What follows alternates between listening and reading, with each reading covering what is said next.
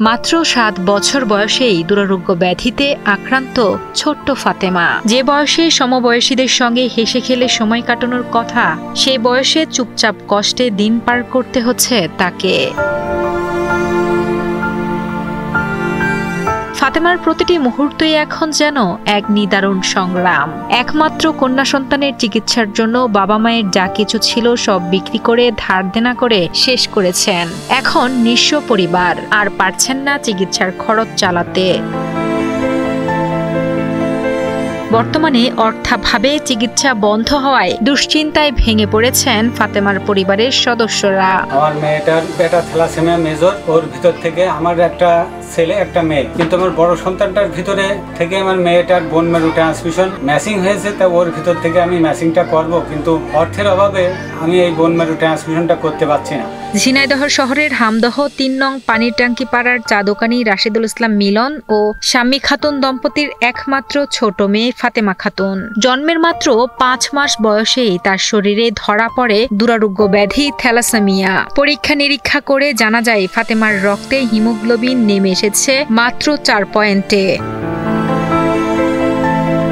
চিকিৎসকেরা জানান, বেটা থ্যালাসেমিয়ার মেজরে আক্রান্ত শিশুটি। সেই থেকে নিয়মিত রক্ত দিয়ে বাঁচিয়ে রাখা হচ্ছে তাকে। বর্তমানে ভারতের ভেলোরের সিএমএস হাসপাতালে চিকিৎসাধীন রয়েছেন ফাতেমা। চিকিৎসকের পরামর্শ অনুযায়ী বড় ভাই মোহাম্মদ তামিমের সঙ্গে তার বোন মেরু মিলেছে। প্রতিস্থাপন করলে সম্পূর্ণ সুস্থ হয়ে উঠবে শিশুটি।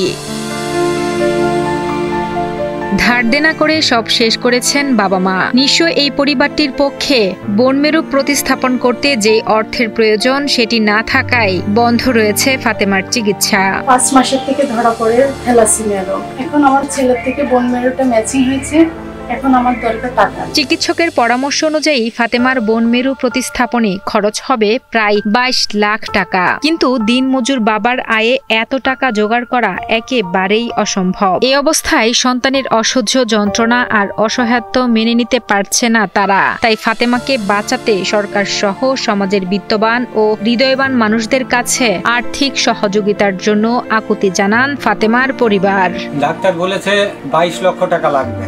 ২২ লক্ষ টাকা দিলে সমাধান হয়ে যাবে, কিন্তু আমি তো মাত্র লাখ ২ টাকা আমি এদিক ওদিক থেকে গুছাইছি। আমার কোনো অর্থবিত্ত নেই। আমি সামান্য ১ টাকা ২ টাকা এভাবে ব্যাংকে গুছিয়ে ওইটা ভেঙে নিয়েই আজ প্রায় ৭ বছর ধরে আমি ভেলোরে যাতায়াত করছি সিএমসি হসপিটালে, কিন্তু আমি আর পাচ্ছি না। ছোট্ট ফাতেমার কষ্ট দেখে সহ্য করতে পারছেন না স্বজন ও প্রতিবেশীরা। অবুঝ শিশুটিকে বাঁচাতে দেশবাসীর কাছে চিকিৎসার খরচের জন্য পরিবারটির পাশে দাঁড়ানোর আবেদন জানান তারা। তার চিকিৎসা করার জন্য যে টাকা দরকার আমার সে টাকা নাই।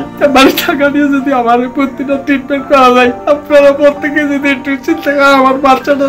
ফাতেমা ৭ বছর ধরে অসুস্থতায় ভুগতেছে। আমি চাই যে মেয়েটা সুস্থ হয়ে উঠুক। আপনাদের সহযোগিতা পেলে মেয়েটা সুস্থ হয়ে যাবে।